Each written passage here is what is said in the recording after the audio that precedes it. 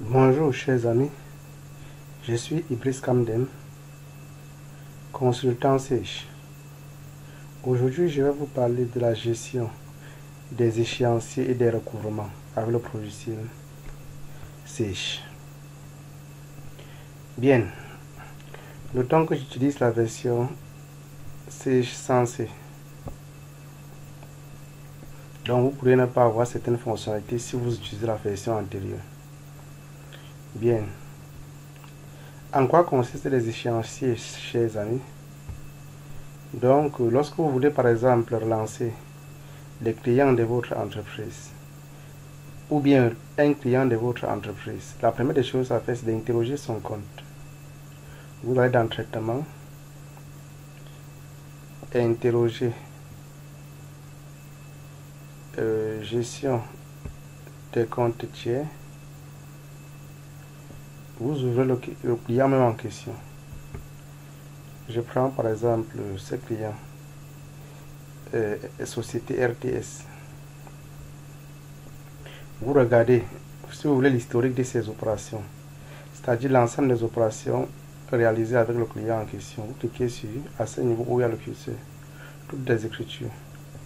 Vous verrez toutes les écritures apparaître. Donc là où vous voyez par exemple les trashs, le A signifie que les opérations ont été lettrées. Le A indique que c'est une opération lettrée. Bref, c'est quoi une opération lettrée, chers amis? Ce sont en fait les opérations ou bien les factures qui ont fait l'objet d'un règlement. Donc lorsque vous allez par exemple sur écriture non lettrée, il s'agit ici des écritures qui n'ont pas, des factures qui n'ont pas encore été réglées. Lorsque vous allez dans écriture lettrée à ce niveau, il s'agit ici en fait des factures qui ont été réglées. Donc voilà une facture d'un montant de 1 million qui a fait l'objet d'un règlement. Bien, je reviens sur écriture non lettrée. Donc si vous voulez relancer le client, vous devez le relancer par rapport aux écritures non lettrées, c'est-à-dire par rapport aux factures qui n'ont pas encore été payées. Bien, vous avez deux possibilités pour relancer votre client. Vous pouvez tout simplement l'envoyer au relevé, c'est-à-dire l'ensemble des opérations. Le relevé faisant référence aux opérations non réglées. Par exemple, vous venez là dans État, État tiers,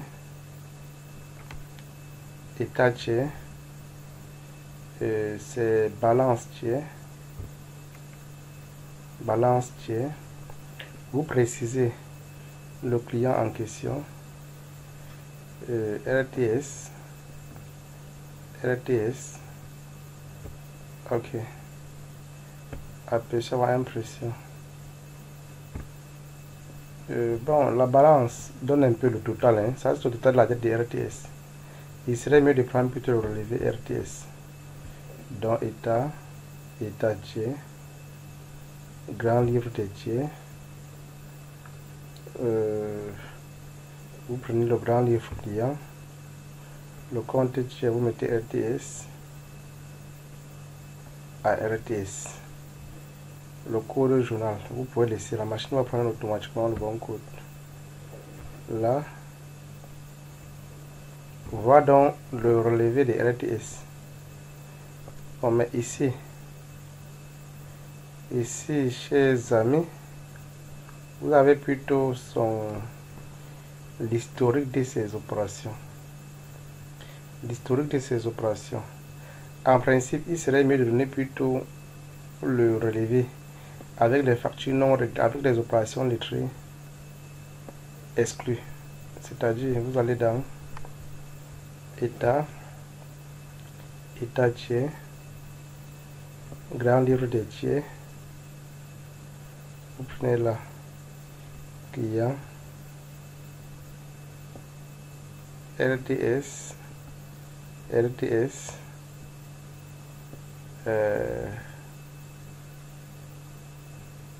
on a dit ici impression des écritures lettrées. Donc vous double-cliquez ici, là, vous cliquez là, comme pour dire que les écritures lettrées, vous ne voulez pas imprimer. c'est plutôt mieux cette option. Vous cliquez sur OK. Donc là, chers amis, voilà le relevé que vous devriez envoyer en fait à votre client. Puisqu'à ce niveau, il s'agit juste des factures impayées. C'est plus mieux comme ça, chers amis. Bien. Maintenant, il peut arriver que vous souhaitez relancer votre client juste par rapport à la facture non échue. Puisque vous aviez plusieurs créances ici, ou bien plusieurs factures. Mais généralement, ces factures n'ont pas la même date d'échéance. Donc pour les relancer, qu'est-ce que vous faites? Par exemple, comme vous constatez, sur ma machine, nous sommes le 23 janvier 2021. Donc, vous allez par exemple, État, vous devez voir les factures qui sont déjà échues. Vous allez dans État, échéancier. Lorsque vous prenez échéancier, vous allez dans échéancier, compte tiers, vous prenez RTS. Là également, vous prenez RTS. Nature du compte, c'est un compte client. Vous prenez bien client, chers amis. À quel niveau? Vous prenez client. Vous cliquez sur OK. OK. Donc là, chers amis, par rapport à RTS, on a cette une facture de 950 000, de 2 millions et de 500 000. Mais voilà les différents échéanciers. Cette facture de 950 000 est échue le 5 janvier 2021. Donc celle-ci est déjà échue en fait. Mais c'est pas encore payé.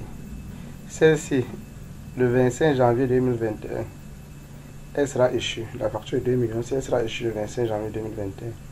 La facture de 500 000 sera échue le 10 février 2021. Donc en principe, la somme que le client doit payer à leur instant, puisque nous sommes le 23 janvier, ce sont les factures échues. Donc la facture que le client doit payer en principe, c'est cette facture du 5 janvier 2021. Donc vous pouvez le relancer aussi juste par rapport à cette facture, soit par une lettre de relance, soit par un appel, ça dépend. Bon, je vais maintenant vous montrer comment relancer via une lettre de relance. Vous allez dans traitement. Vous allez dans rappel relevé. Rappel relevé. Vous allez dans compte général. RTS. RTS, oui. Dans nombre des appels, vous pouvez laisser tout. Gestion avancée. Là, vous pouvez laisser. Bon, vous pouvez par exemple filtrer. Dans critères avancés, vous pouvez filtrer. Vous pouvez dire que vous souhaitez les factures de RTS échues en date du 23 janvier. Puisque sur ma machine, comme vous constatez, voilà 23 janvier. Donc vous prenez juste 23 janvier et vous cliquez sur OK. Là, si je clique sur visualiser les rappels, on a là, chers amis, le 10 janvier. On a la date le 10 janvier. Les deux factures ont été faites le 10 janvier.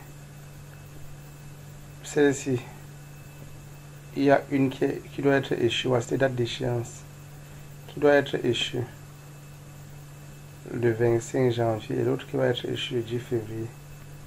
Donc permettez-moi de rouvrir. Donc, traitement, rappel relevé. Vous prenez RTS, la RTS, ou bien vous pouvez laisser critères avancés. Vous prenez RTS, et ensuite vous précisez à ce niveau soit relance relative, soit relevé, soit rappel. Le rappel ici pour moi consiste en fait, bref, c'est presque la même fonctionnalité. Vous cliquez sur OK. Donc là, vous avez toutes les factures, toutes les MP de RTS qui apparaissent. En réalité, ce n'est même pas tous les MP, parce qu'il y a aussi une facture de 900 000. Mais le problème, c'est que la facture de 900 000 a été confiée à un service de recouvrement. C'est la raison pour laquelle ça ne figure plus sur... C'est la raison pour laquelle ça ne figure plus à ce niveau. Donc, si vous allez par exemple dans traitement, recouvrement, dossier recouvrement, ça a été confié à un service de recouvrement. 900 000. Donc voilà la facture 950 000 qui a été confiée à un service de recouvrement. On reviendra un peu plus tard dans la gestion de cet aspect. Traitement, recouvrement. Donc la facture 950 000 a été confiée à un service de recouvrement ou bien à un chargé de recouvrement. Par exemple, pour laquelle ça ne figure plus dans les états au niveau de rappel. Donc voilà donc rappel que voici. Donc si la société souhaite donc relancer le client par rapport aux deux factures que voici, 2 millions et 3 millions, certes l'échéance n'est pas encore atteinte par rapport à ma démonstration, mais vous pouvez quand même le relancer, hein. Vous allez dans, vous cliquez ici, pointer, pointer, pointer, pointer, et vous allez dans générer, imprimer, comptabiliser les pénalités de retard. Bref, pour les factures échues et dont l'échéance est dépassée, vous pouvez opter pour l'option comptabiliser les pénalités de retard. Là, les pénalités de retard vont se calculer, mais dans le cas d'espèce, nous sommes juste le 23 janvier. Mais les factures doivent être échues le 25 janvier 2021. Donc en principe, les factures ne sont pas encore échues. Donc même si vous cliquez sur prenez comptabiliser les pénalités de retard, ces pénalités en réalité ne seront pas calculées puisque l'échéance n'est pas encore atteinte. Donc vous cliquez sur OK. Vous voulez par exemple juste rappeler votre client par rapport au paiement. Vous allez dans relance. Vous allez dans relance. Relance 1 généralement. Ou bien rappel. Vous rappelez votre client qu'il est appelé à payer sa dette. Rappel. Vous voyez non? Cher client, l'examen de votre compte dans notre comptabilité fait apparaître les sommes impayées. Donc nous vous prions de noter les détails ci-après. Donc voilà les impayés. C'était il y a 950 000, mais ça a été confié pour une raison ou une autre à un chargé, à un service de recouvrement qui peut être interne ou externe à l'entreprise. Par exemple, pour laquelle les 950 000 vous ne voyez pas ici. Bien.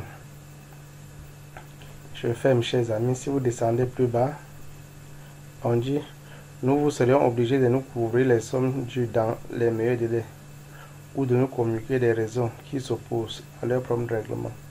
Donc ça c'est par exemple quelques jours avant les échéanciers, vous envoyez la lettre rappel. Bien, une fois l'échéancier atteint et dépassé, si le client n'a pas réglé, vous pouvez encore envoyer une seconde lettre rappel. Donc imprimer, vous pouvez aller ici dans rappel 1. Au rappel 1 ici généralement c'est quand l'échéance est atteint et voire même dépassé. Recouvrement relance 1. Vous prenez ça, vous envoyez ça à votre client. On dit cher client, sauf erreur ou omission de notre part, nous avons constaté que nous n'avions pas enregistré le paiement des factures suivantes. Vous voyez. Aussi, nous vous remercions de bien vouloir nous adresser ce règlement le plus rapidement possible afin que nous puissions régulariser votre compte. Bon, ainsi de suite comme vous constatez. Voilà la première lettre de relance par rapport au recouvrement. Si le client, par exemple, ne règle pas la dette à une dette quelconque, vous pouvez décider de l'envoyer encore une deuxième lettre de relance. Vous allez dans générer, imprimer. Ce sont des suppositions. Vous pouvez l'envoyer cette lettre de relance ici. Recouvrement relance 2. Vous voyez un peu. Madame, monsieur, de nouveau et malgré notre précédente relance, nous vous demandons de régulariser votre MP. Nous constatons à regret que vous n'avez toujours pas réglé vos factures, dont vous trouverez ci-après. Vous voyez. Nos conditions générales de vente figurent sur la facture que vous avez reçue. En passant une commande, vous les avez acceptées. Vous vous êtes donc engagé à respecter les délais de paiement. En conséquence, nous vous demandons de procéder au règlement de la créance le plus rapidement possible et préserver ainsi nos relations privilégiées. Donc voilà la deuxième lettre relance. Tout ceci, c'est après l'échéancier. En fait, lorsque l'échéancier est atteint et dépassé, vous envoyez une première lettre relance. Si le client ne règle pas, après vous envoyez une seconde. Celle-ci, c'est la seconde. Si vous envoyez la seconde lettre relance que voici, le client ne réagit pas, vous pouvez l'envoyer après la troisième lettre relance que voici. Vous pouvez l'envoyer. La lettre relance 3 que voici, recouvrement relance avec accusé de réception. Celle-ci, vous envoyez celle-ci. Lettre de rappel recommandée avec accusé de réception. Par nos différents courriers, nous vous avons réclamé le paiement de nos factures, dont vous trouverez le détail ci après. Or, à ce jour, nous n'avons toujours pas reçu votre règlement. Donc, en principe, les pénalités doivent être calculées. Vous devez savoir juste que le seul problème par rapport à cette démonstration, c'est que je suis à l'heure actuelle le 23 janvier. Mais les échéanciers des deux factures sont le 25 janvier et le 10 février. C'est la raison pour laquelle les pénalités ne sont pas calculées. Mais si ces deux factures étaient antérieures à la date du jour, automatiquement les pénalités devaient être calculées. Donc certes, je peux aller modifier les échéanciers pour que vous voyez comment ça va se calculer, mais nous pouvons laisser comme tel. Si vous avez compris au principe, c'est bon. Donc lorsque vous avez lancé la première lettre relance, la deuxième lettre de recouvrement relance, il ne réagit pas. Vous devez un peu essayer de forcer le client avec une lettre un peu plus sévère.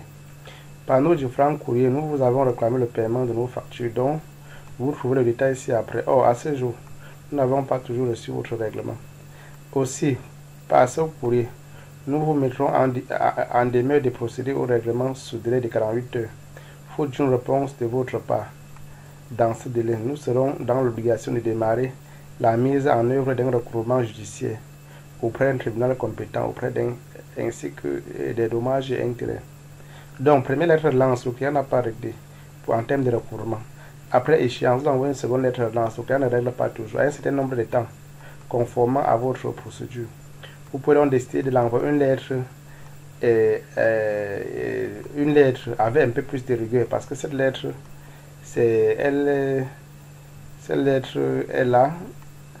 elle est un peu plus sévère. Bon, si vous envoyez cette lettre, le client ne réagit pas, il serait donc bon de l'envoyer vraiment effectivement une mise en demeure.